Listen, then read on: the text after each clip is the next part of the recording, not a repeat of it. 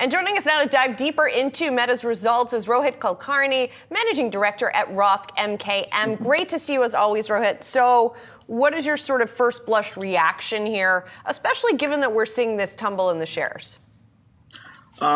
Again, we thought the expectations were high going into the print. Street estimates, they beat street estimates for 1Q.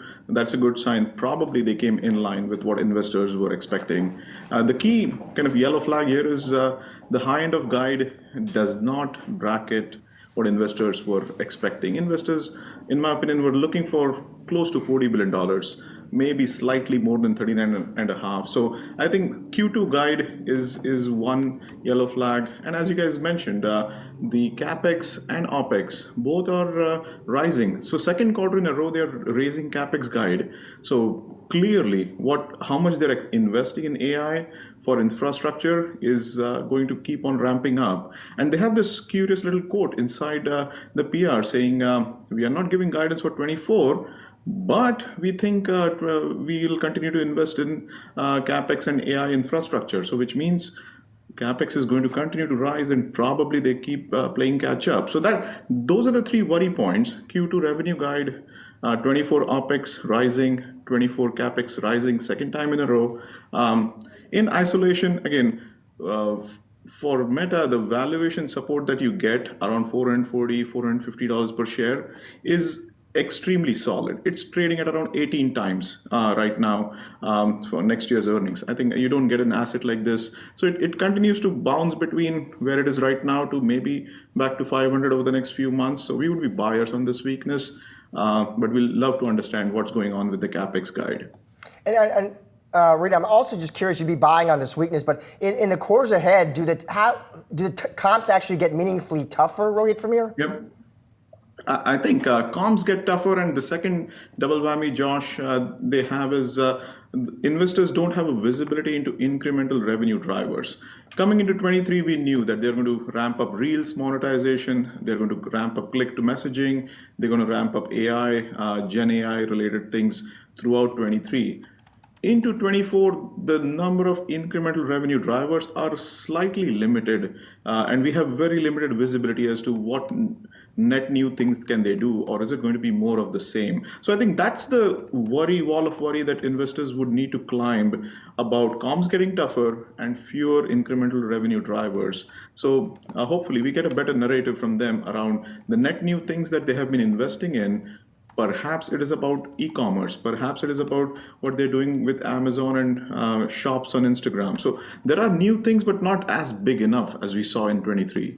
Rohit, on that point, and I'm glad you mentioned AI, right? We have transitioned from, all of the calls talking about how generative AI is going to be transformative. It's the biggest thing since the iPhone, is this and that. And now, what is it? I mean, maybe it's still going to be all of that, but we're not seeing that bear fruit as of yet. It's not going to be, that incremental driver that you were talking about. So how should investors be thinking about it when it comes to Meta? I think, let me get this straight.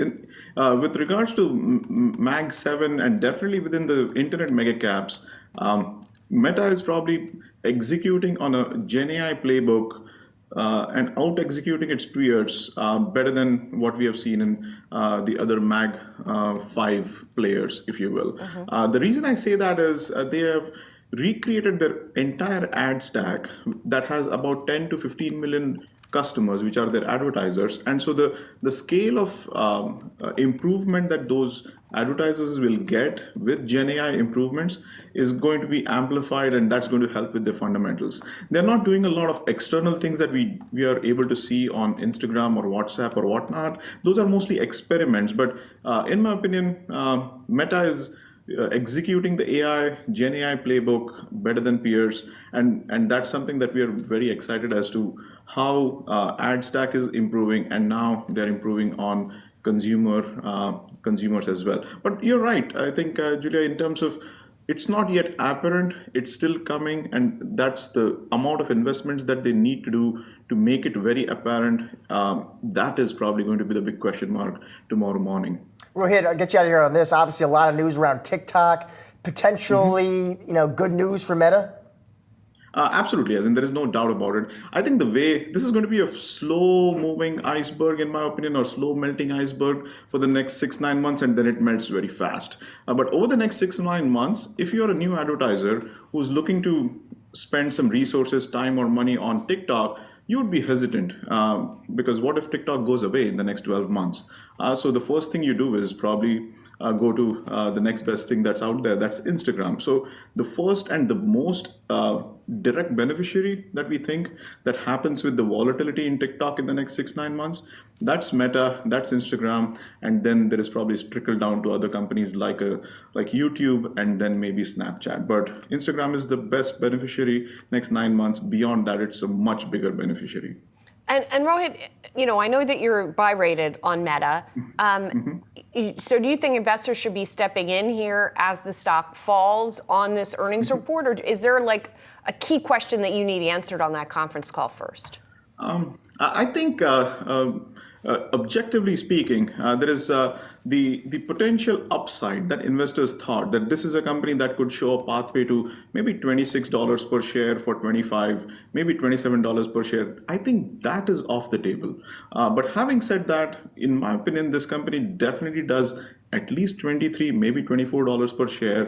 And that means that after hours, it's trading at 18 times. And plus, they're going to buy back shares and generate a lot more cash. So maybe they're trading at 16 times, which means we would be stepping in and buying it here. But perhaps the upside that people are modeling, maybe it goes to 550 and beyond, that's going to come down a little bit. But still at 440, it's the best mega cap to buy right now. All right, Rohit, thank you so much for breaking down those earnings. We appreciate having you on the show.